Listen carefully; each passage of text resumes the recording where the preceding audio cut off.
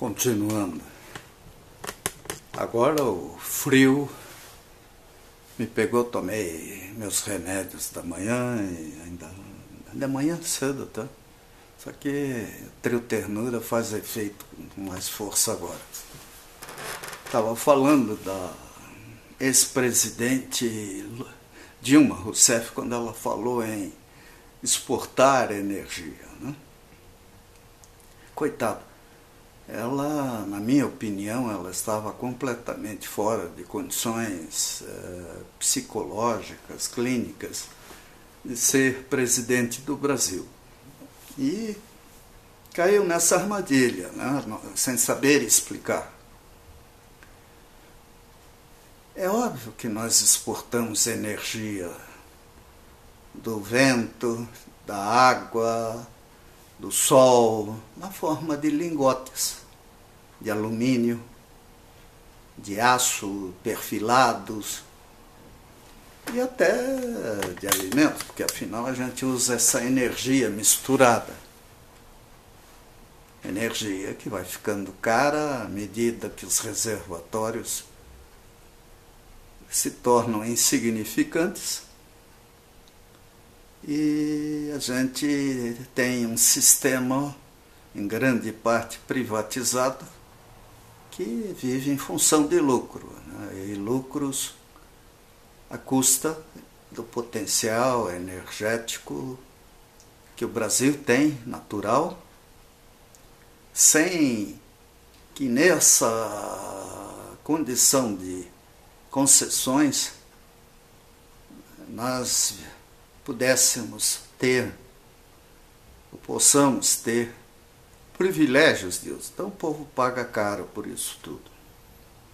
Bem, ontem, né, estávamos falando, a candidatura do Lula foi inviabilizada pelo TSE.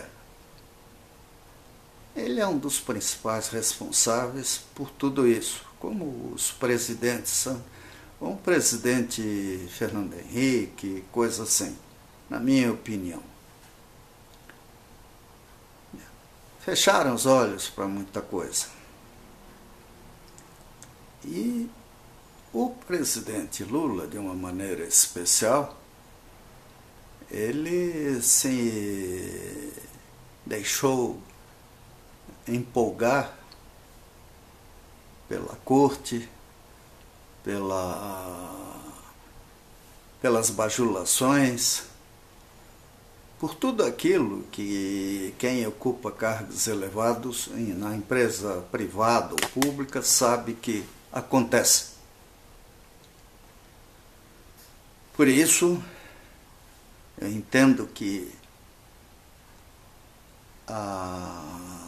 o Poder Executivo, principalmente, tem que ser precedido de muitas análises antes que a pessoa seja escolhida. E é surpreendente numa democracia ver que a leviandade até do processo. O cara, para ocupar qualquer cargo aí, faz na iniciativa, vou dizer, como para entrar numa empresa estatal ou pública tem que fazer exames clínicos, psicológicos e outros. Para ser presidente do Brasil, governador ou prefeito de uma cidade, nada disso é feito. Aí o resultado está aí. Nós temos um país de dimensões continentais, né, diferenças incríveis do ponto de vista cultural, histórico, tudo, comandado por políticos lá de Brasília ou em Brasília,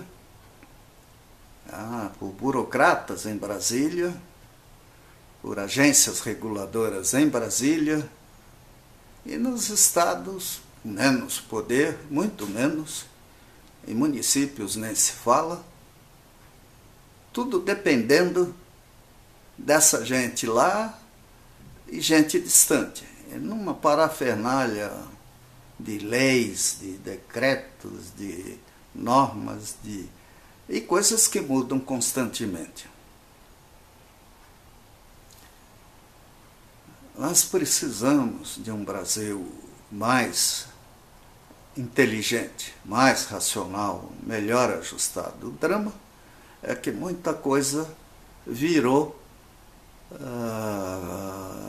constitucional. Fizeram uma Constituição que não é bem uma Constituição federal, é um manual muito grande para influir e ter valor no Brasil inteiro. E o resultado disso é que a maioria das leis não é respeitada. É o caso da acessibilidade, da inclusão, da saúde, da educação. Quer dizer, para todo lado nós vemos que vale tudo. Não? Por quê? Porque é só um gênio. Um prefeito de uma cidade pequena tem que ser um cara excepcional para entender tudo e fazer tudo o que deve, de forma correta. E aí vem o achaque, vem todos os processos de, às vezes até de desmoralização da pessoa, que ela nem sempre entende as leis. E o pior de tudo, né, isso, conforme o advogado, a interpretação é diferente. Lula deixou de ser candidato. Quem sabe, na próxima eleição, se ele for absolvido em última instância de tudo, ele se candidate. Não creio. A Lava Jato, que é motivo de orgulho para o Brasil inteiro, ela continua existindo. E o juiz Sérgio Moro, apesar de todas as dificuldades, ele está vivo. E tomara que ele continue a existir por séculos e séculos. Né? Ele criou escola, ele mostrou o que um juiz corajoso e honesto é capaz de fazer. Nós, leigos, né, somos vítimas disso. Nem sempre tão leigos assim. O que aconteceu no Rio de Janeiro é um negócio inacreditável. Onde é que estava aquela tonelada de pessoas diplomadas em tudo quanto é profissão? Onde estava a mídia comercial? Onde é que estava o Ministério Público? Tudo enquanto as coisas aconteciam. Porque eram tão absurdas que não dava para dizer que ninguém sabia de nada. Né? E sem falar de outras perversões. Então, gente, o Brasil precisa de muita atenção para ser um país sério. Esse é o sonho que nós temos há muito tempo. E aí? Será que nessas eleições vamos escolher realmente candidatos sérios, competentes? Aqui no Paraná nós tivemos escândalos incríveis. Por exemplo, né? Os culpados serão punidos? Não, né? Não dá mais tempo. Então, é lamentável o que a gente vê. Não é privilégio do Brasil, como eu acho que eu já disse. Outros países talvez tenham problemas muito piores, principalmente aqueles que estão submetidos a ditaduras. Porque na ditadura a censura é automática.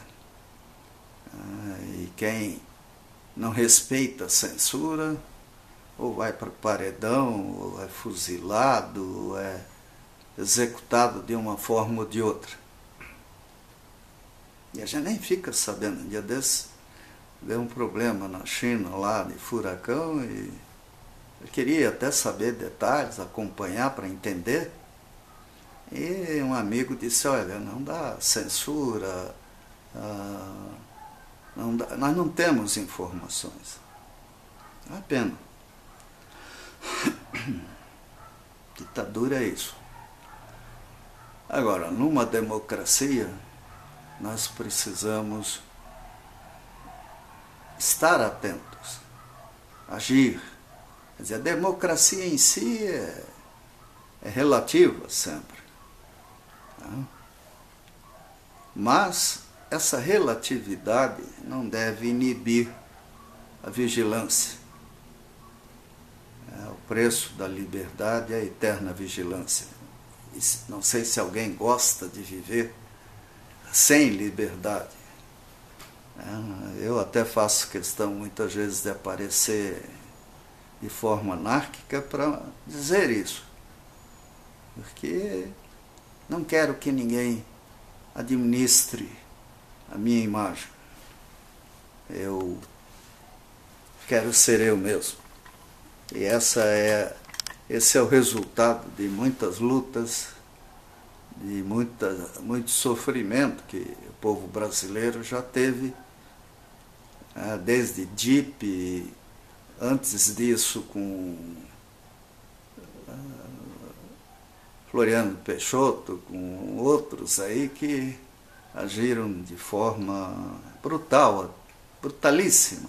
Mário Vargas Llosa, que eu diga, no caso da Guerra de Canudos. Então, e eu fui concebido em Florianópolis, que para humilhar o povo da ilha passou a ter o nome de Florianópolis. É assim, né? É a vida. E o presidente Lula errou demais. Na minha opinião, merece punição. Como outros também. Vamos ver como o Poder Judiciário evolui. Vem aí uma nova geração de juízes, tudo, e mais cedo ou mais tarde, até quem sabe com novas leis, esse povo não escape do julgamento necessário, porque o povo brasileiro merece respeito, apesar de seus defeitos.